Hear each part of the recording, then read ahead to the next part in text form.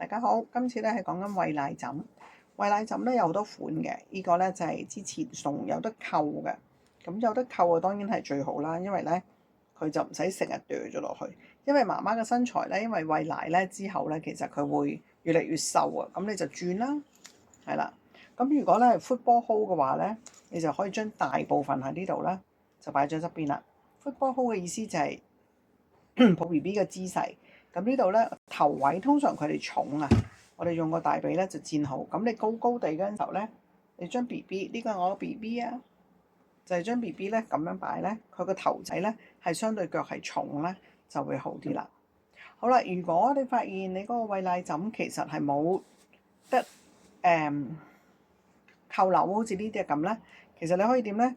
買啲摩貼啦，兩邊加咗貼，咁就貼實佢都得嘅，咁就可以方便咧你自己咧去 adjust 嗰陣時候。